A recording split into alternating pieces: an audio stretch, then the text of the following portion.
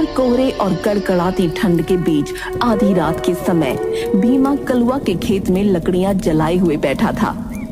कलुआ भाई, वैसे तो सर्दी के समय में कोहरा रात में पड़ता ही है, लेकिन आज रात धुंध कुछ ज्यादा नहीं है। तू सही कह रहा भीमा। कलुआ भाई, मुझे लगता है कि हम दोनों को आज रात खेत में आना ही नहीं चाहिए था। इतनी सर्दी में तो घर पर कंबल ओढ़ के सोने में ही आनंद आता है। मुझे भी कोई शौक नहीं है भीमा, लेकिन सर्दी में अक्सर जंगली जानवर खेत में घुसकर फसल खराब कर देते हैं। पिछली बार जब जंगली जानवर तेरे खेत में घुसे थे ना, तब मैं भी सर्दी में तेरे खेत की रखवाली करने के लिए तेरे साथ बैठा हुआ था। अरे कलुआ भाई, तुम तो बुरा मान गए। मेरा कहने का मतलब वो नहीं था। बस न जाने क्यों मुझे आज ये बढ़ी हुई धुंध बड़ी ही अजीब सी लग रही है। भीमा ने इतना कहा ही था कि तभी किसी स्त्री के चीखने की आवाज सन्नाटे को चीर गई। आवाज इतनी भयानक थी कि कड़कड़ाती हुई ठंड में भीमा और कलुआ के शरीर पर पसीने की धाराएं बहने लगीं। कलुआ भाई, क्या तुमने चीख सुनी? जाने किस औरत की चीखने की आवाज थी? तभी अचानक से तेज घुंघरू की आवाज उन दोनों के कानों से टकराई। कलुआ तुरंत घुंघरुओं की आवाज की दिशा की ओर बढ़ने लगा। ये देख भीमा डरते हुए बोला, कलुआ भाई, मुझे कुछ गड़बड़ लग रही है। मुझे लगता है कि हमें यहाँ से नहीं उठना चाहिए। अरे तू यहीं बैठ भीमा, मैं अभी आता हूँ। हो सकता है कोई औरत मुसीबत में हो। कलुआ घुंघरुओं की आवाज का पीछा करता हुआ एक पेड़ के नजदीक जा पहुंचा, मगर सामने एक दृश्य देखकर कलुआ आश्चर्य में पड़ गया। पेड़ के नीचे एक बेहद सुंदर युवती काले वस्त्र पहने हुए कलुआ को प्रेम भरी नजरों से देख रही थी। कौन हो तुम, और इतनी रात गए इस घने जंगल में क्या कर रही हो? क्या कुछ देर पहले तुम ही चिल्लाई थी? और तुम्हारा नाम क्या है? कलुआ की बात सुनकर वो सुंदर युवती रहस्यमयी अंदाज में मुस्कुराती हुई बोली, एक बार में इतने ढेर सारे सवाल कर दोगे तो फिर मैं जवाब कैसे दे पाऊंगी? मैं कौन हूँ तुम्हें कुछ देर बाद पता लग जाएगा। और हाँ, अभी कुछ क्षण पहले ही मैं चिल्लाई थी, और रहा सवाल मेरे नाम का, तो मेरे कई नाम हैं। उस सुंदर युवती की बात सुनकर कलुआ बुरी तरह से चौंक पड़ा। तुम कहना क्या चाहती हो? मुझे अलग अलग युगों में अलग अलग नाम से बुलाया गया है, लेकिन मेरा सबसे प्रसिद्ध नाम यक्षिणी है। यक्षिणी? यह कैसा नाम है? वैसे तो ये मेरा नाम है, लेकिन तुम्हारे लिए तुम्हारी मौत है। इतना बोलकर यक्षिणी का सुंदर चेहरा एक भयानक चेहरे में परिवर्तित हो गया। उसकी आंखों की पुतलियां सफेद हो गईं और उसका चेहरा किसी कोयले की तरह काला पड़ गया।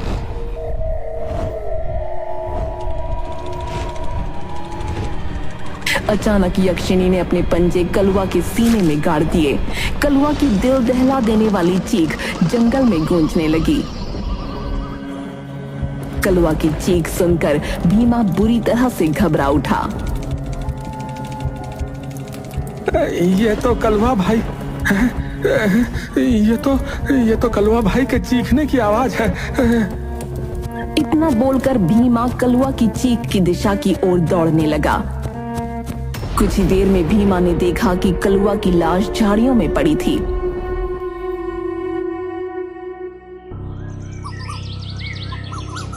अगले दिन कलुआ की लाश जगतपुर गांव के इर्द गिर्द जगतपुरा गांव किसान खड़े हुए थे।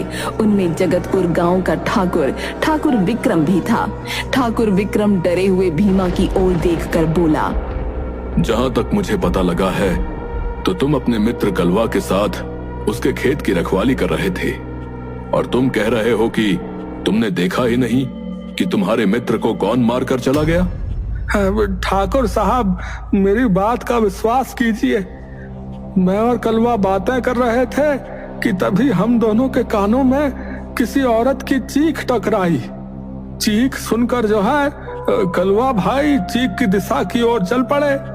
मैंने ऐसा करने के लिए मना किया, लेकिन वो नहीं माने, और जो है कुछ देर बाद कलवा भाई की चीखें मेरे कानों में टकराई, और जब मैं दौड़ते हुए पहुंचा तो मेरे सामने कलवा भाई की लाश पड़ी हुई थी। भीमा की बात सुनकर गांव का मुखिया डरता हुआ ठाकुर विक्रम से बोला, ठाकुर साहब, कलवा की स्थिति बता रही है कि इसकी हत्या किसी इंसान ने नहीं की। तुम कहना क्या चाहते हो? ठाकुर साहब, मुझे विश्वास है कि इसकी हत्या जरूर किसी चुड़ैल या पिशाचिनी ने की है। बात तो तुम सही कह रहे हो।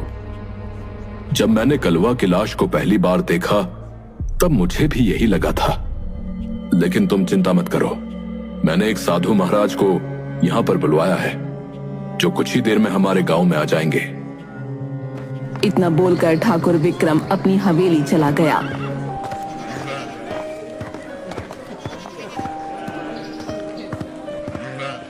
ठाकुर विक्रम को चिंतित अवस्था में देखकर उसकी पत्नी रुक्मणी उससे बोली, आपके चेहरे पर ये चिंता की लकीरें क्यों झलक रही हैं? ठाकुर विक्रम सारी घटना बताते हुए बोला, रुक्मणी, कलवा की जिस तरह से हत्या हुई है, मुझे शक है कि यह हत्या किसी चुड़ैल या पिशाचिनी ने ही की है। आपकी बात सुनकर तो मुझे बहुत डर लग रहा है। हमारा बड़ा बेटा बलदेव भी यहाँ पर नहीं है। बलदेव को तो मैं समझा समझा के थक गया हूँ रुक्मणी, पता नहीं वो अपनी जिम्मेदारी कब समझेगा। इतना बोलकर ठाकुर विक्रम अपने कमरे की ओर बढ़ गया। ठाकुर विक्रम अपने कमरे के अंदर घुसा ही था कि तभी उसके कानों में किसी लड़की की मधुर आवाज टकराई। कैसे हो ठाकुर? तुम्हारे चेहरे पर ये गुस्सा अच्छा नहीं लगता। आवाज सुनकर ठाकुर विक्रम ने चौंकते हुए जैसे ही पलटकर देखा तो वो आश्चर्य में पड़ गया। उसके सामने एक सुंदर युवती खड़ी थी। कौन हो तुम, और तुम मेरे कमरे में कैसे आई? तभी तेज हवा के झोंके के साथ ठाकुर विक्रम के कमरे का दरवाजा बंद हो गया। ये देख ठाकुर विक्रम बुरी तरह से डर गया। तुम तो ठाकुर हो, तुम्हारे ऊपर डर शोभा नहीं देता। मैं वही हूँ जिसने कलवा को मौत के घाट उतारा। विश्वास करो, उसका ताजा खून इतना स्वादिष्ट था, अभी भी उसके खून का जायका मेरी जुबान पर है। अब देखती हूँ तुम्हारा खून कैसा है, लेकिन तुम्हें मरने से पहले मैं तुम्हें बता देती हूँ कि मैं कौन हूँ। मुझे यक्षिणी कहते हैं। इतना बोलकर यक्षिणी का चेहरा फिर से भयानक चेहरे में परिवर्तित हो गया। कुछ ही देर में ठाकुर विक्रम की चीखें हवेली में गूंजने लगीं। यक्षिणी ठाकुर विक्रम के शरीर का सारा खून पीकर काले धुएं में परिवर्तित होकर वहां से गायब हो गई।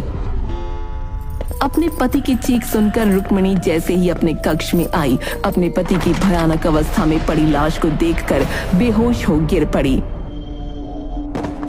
कुछ देर बाद रुक्मिणी की जब आंख खुली तो उसने देखा उसका बेटा बलदेव खड़ा था। भगवान का लाख लाख शुक्र है माँ, आपको होश आ गया। तुम्हारे पिता को न जाने कौन मारकर चला गया। रुक्मिणी ने देखा कि उसके पति की लाश को एक साधु बहुत गौर से देख रहे थे। साधु रुक्मिणी की ओर देखकर बोले, मुझे तुम्हारे पति ने ही यहाँ पर बुलवाया था। तुम्हारे पति की हत्या हूबहू उसी प्रकार से की गई है जिस तरह कल रात कलवा की हत्या की गई थी। साधु महाराज, मेरे पति कलवा की लाश को देखकर ही हवेली आए थे और मेरी आंखों के सामने कमरे में चले गए। कुछ क्षण बाद उनकी चीखें मेरे कानों से टकराईं। जब मैं दौड़ती हुई कमरे में आई तो कमरे में कोई नहीं था और मेरे पति की लाश यहाँ पड़ी थी। कलवा और ठाकुर की लाशों की भयानक स्थिति को देखकर मैं विश्वास से कह सकता हूँ कि कलवा और ठाकुर की हत्या एक यक्षिणी ने की है। आप कहना क्या चाहते हैं साधु महाराज? मनुष्य यक्षिणी को प्रसिद्ध और धन प्राप्ति के लिए सिद्ध करता है, मगर इस गांव में किसी ने यक्षिणी को केवल बदला लेने के लिए सिद्ध किया है, जो कि बहुत घातक है। कलवा की हत्या हो जाना और तुम्हारे पिता की उनके कक्ष में ही हत्या हो जाना आने वाले भविष्य के लिए अच्छे संकेत नहीं हैं। तो फिर कुछ कीजिए साधु महाराज, आप तो पहुंचे हुए साधु हैं। यक्षिणी का अंत करना इतना आसान नहीं होता बच्चा। सबसे पहले हमें उस व्यक्ति का पता लगाना होगा जिसने यक्षिणी को सिद्ध किया है। जब तक उसका पता नहीं लग जाता हम कुछ नहीं कर सकते। इतना बोलकर साधु रुक्मिणी की ओर देखकर रहस्यमयी अंदाज में बोले, क्या तुम्हें किसी पर शक है? मेरे पति की किसी से कोई दुश्मनी नहीं थी। मेरे परिवार में मेरा बड़ा बेटा बलदेव है और मेरा छोटा बेटा आर्यन अपनी पत्नी के साथ दिल्ली में रहता है। मेरे पति के छोटे भाई ठाकुर विजेंद्र प्रताप जरूर एक बिगड़ैल व्यक्ति थे, मगर मेरे पति ने तो उसे बरसों पहले हवेली से धक्के मारकर बाहर निकाल दिया था। यक्षिणी की साधना किसने की है, इस बात का पता लगाने के लिए मुझे एक यज्ञ करना होगा। मैं वही करने जा रहा हूं। अपने पिता के बाद तुम ही इस गांव के ठाकुर हो, इसलिए गांव के लोगों के जान माल की जिम्मेदारी अब तुम्हारे ऊपर है। गांव में सबसे बोल देना कि कोई भी रात के समय बाहर ना निकले। और हां, तुम्हारी मां ने बताया कि तुम्हारा छोटा भाई आर्यन शहर में रहता है। जब तक सब कुछ सही नहीं हो जाता उसे किसी भी कीमत पर यहां नहीं बुलाना। इतना बोलकर साधु वहां से चला गया। अगले दिन बलदेव ने नम आंखों से अपने पिता ठाकुर विक्रम का अंतिम संस्कार कर दिया। इस घटना के 3 दिन बाद रात का काला भयानक सन्नाटा चारों ओर फैला था। आर्यन एक घने जंगल में खड़ा हुआ हक्का बक्का इधर उधर देखते हुए अपने आप से बोला, मैं तो अपने कमरे में सो रहा था, फिर मैं अचानक जंगल में कैसे आ गया? तभी आर्यन के कानों में किसी स्त्री का भयानक घुर्राहट भरा स्वर टकराया। कड़कड़ाती हुई सर्दी में आर्यन का शरीर पसीने से नहा गया। आर्यन कांपते हुए अपने आप से बोला, अरे, इतनी भयानक आवाज किसकी है? तभी आर्यन को महसूस होने लगा जैसे कोई उसे देख रहा है। आर्यन घबराता हुआ इधर उधर देखने लगा। तभी आर्यन की नजर एक पेड़ पर चली गई। उस पेड़ के ऊपर एक बड़ी ही भयानक दिखने वाली औरत उल्टी लटकी थी जो उसे ही घूरे जा रही थी। आर्यन कांपता हुआ उसकी ओर देखकर बोला, कौन हो तुम? कौन हो? यक्षिणी, जिसे तेरा ही इंतजार था। तभी उस पेड़ के ऊपर से एक लाश आर्यन के सामने गिर पड़ी। उस लाश को देखकर आर्यन बुरी तरह से घबरा गया। ओह माय गॉड, ये तो मेरे पिता ठाकुर विक्रम सिंह की लाश है। ऐसे कैसे हो सकता है? तभी यक्षिणी की भारी आवाज जो कि पेड़ के ऊपर लटकी हुई थी आर्यन के कानों में टकराई। आ जाओ आर्यन, जल्दी से आ जाओ। तुम तो इतने दुर्भाग्यशाली हो कि अपने पिता का अंतिम संस्कार भी नहीं कर पाए। देखो तुम्हारे पिता तुम्हारी इस बात से कितने नाराज हैं। यक्षिणी ने इतना कहा ही था कि तभी अचानक से ठाकुर विक्रम की लाश उठकर खड़ी हो गई और क्रोधित अवस्था में आर्यन को देखने लगी। तभी अचानक आर्यन की आंख खुल गई। आर्यन ने देखा कि वो अपने कमरे में था। आर्यन लंबी लंबी गहरी सांसें लेने लगा। तभी वहां पर आर्यन की पत्नी दिशा आ पहुंची। क्या हुआ आर्यन, तुम तो सो रहे थे और तुम इतने घबराए हुए क्यों हो? एसी फुल चल रहा है, रूम का टेम्परेचर इतना ठंडा है, इसके बावजूद भी तुम्हारे माथे से पसीने की बूंदें कैसे टपक रही हैं? आर्यन अपने भयानक सपने के बारे में दिशा को बताते हुए बोला, सपने में जो औरत पेड़ के ऊपर उल्टी लटकी हुई थी, उसका भयानक चेहरा देखकर मैं अभी भी कांप रहा हूँ। तुम भी आर्यन एक सपने को लेकर इतना परेशान हो गए? अरे सपने तो सपने होते हैं, डरावना सपना समझकर भूल जाओ। नहीं दिशा, सपने में मैंने अपने पिताजी की लाश को देखा है जो भयानक अवस्था में थी।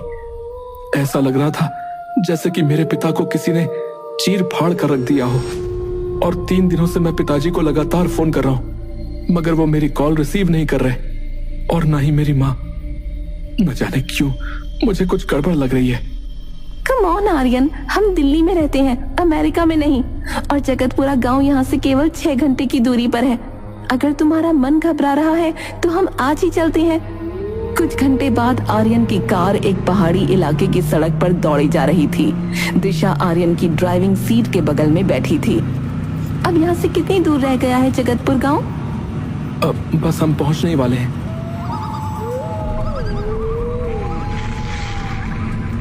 तभी एक बूढ़ा व्यक्ति आर्यन की कार के सामने आकर खड़ा हो गया। आर्यन तुरंत कार को ब्रेक लगाता है। चाचा जी, ये क्या हरकत है? आपको क्या लगता है कि मुझे पता नहीं है? पिताजी ने मुझे बताया था कि आपने उनकी संपत्ति में हेरा फेरी करके सारा पैसा अय्याशी में उड़ा दिया और पिताजी ने आपको धक्के देकर हवेली से बाहर निकाल दिया।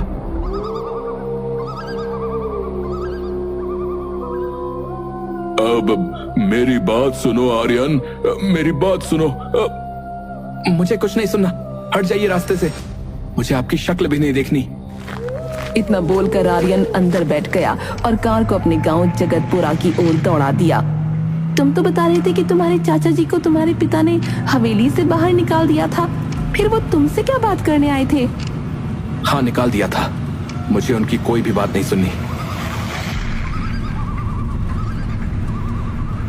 कुछ ही देर में आर्यन अपनी पत्नी दिशा के साथ अपनी हवेली के अंदर खड़ा था। आर्यन को अचानक वहां आया देख उसकी माँ चौंकते हुए बोली, तुम्हें यहाँ आने से पहले यहाँ फोन करना चाहिए था। ये क्या कह रही हो माँ? तुम्हें मुझे देखकर खुश होना चाहिए, लेकिन मुझे अचानक यहाँ देखकर तुम घबरा क्यों गई? आर्यन, अभी और इसी समय शहर वापस लौट जाओ। ठीक है माँ, अगर आप चाहती हैं कि मैं अभी के अभी वापस लौट जाऊं तो मैं चला जाता हूँ, लेकिन जाने से पहले मैं पिताजी से मिलना चाहता हूँ, क्योंकि कल रात मुझे एक बहुत ही भयानक सपना आया। आर्यन ने इतना कहा ही था कि तभी रुक्मिणी के चेहरे पर डर झलकने लगा। कैसा सपना? आर्यन अपने सपने के बारे में अपनी माँ को बताता हुआ बोला, मैंने सपने में एक भयानक औरत को देखा और अपने पिता की लाश को देखा। तब से ही मेरे मन में बहुत ही बुरे बुरे विचार आ रहे। माँ, कहाँ है पिताजी? आर्यन की बात सुनकर रुक्मिणी फूट फूट कर रोने लगी।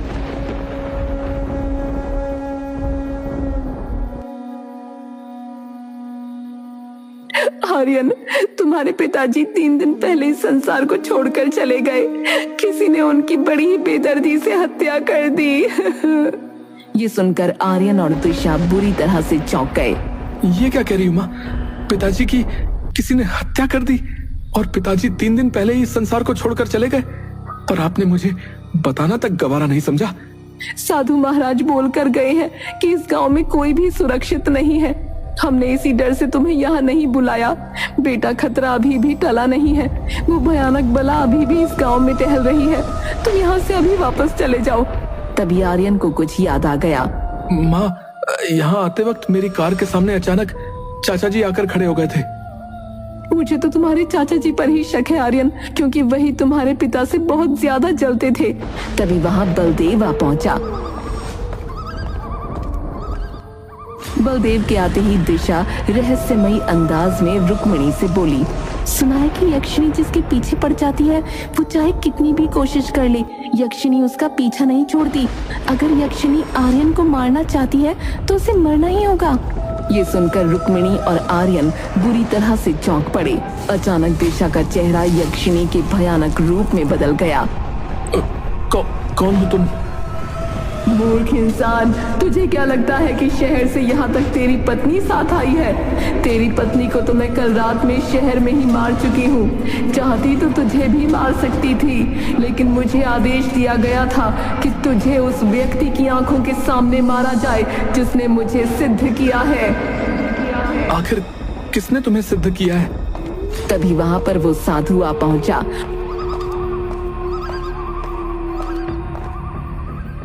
और चीखते हुए आर्यन की ओर देखकर बोला, उससे दूर हट जाओ आर्यन। यक्षिणी को सिद्ध किसी और ने नहीं बल्कि तुम्हारे भाई बलदेव ने किया है। बलदेव की आंखों में क्रोध झलकने लगा और वो चीखते हुए बोला, हाँ, मैंने किया है, क्योंकि आर्यन मेरा सगा भाई नहीं है और ना ही रुक्मिणी मेरी सगी माँ। मैं अपनी माँ की पहली संतान हूँ। मेरे पिता ने रुक्मिणी के साथ दूसरा विवाह किया मैं नहीं चाहता था कि मेरी संपत्ति का एक छोटा सा टुकड़ा भी आर्यन को मिले। मैंने इसके लिए पिताजी से बात की थी, मगर पिताजी ने मेरी बात मानने से इनकार कर दिया और इसीलिए मैंने बदला लेने की एक नई तरकीब सोची। मैंने यक्षिणी को सिद्ध किया। मैं जानता था कि मेरे परिवार का या गांव का कोई भी सदस्य मेरे ऊपर शक नहीं करेगा। सबका शक मेरे चाचा ठाकुर वीरेंद्र प्रताप पर जाएगा। अब मेरी समझ में आया, चाचा जी मुझे सावधान करने के लिए अचानक से मेरे कार के सामने आ गए थे। मैंने उनकी बात नहीं सुनी। तो तूने संपत्ति के लिए अपने पिता की जान ले ली। ओए, मेरी संपत्ति के बीच में जो भी आएगा वह मारा जाएगा।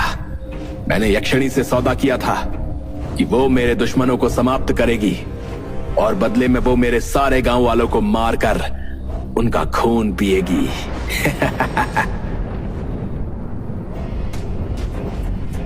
ये गांव यक्षिणी की संपत्ति नहीं है। तुझे इसका अंजाम भुगतना पड़ेगा। मैं जानता हूं कि जब तक तू जीवित रहेगा, यक्षिणी का कोई बाल भी बांका नहीं कर सकता। इसलिए तुझे अब मरना पड़ेगा।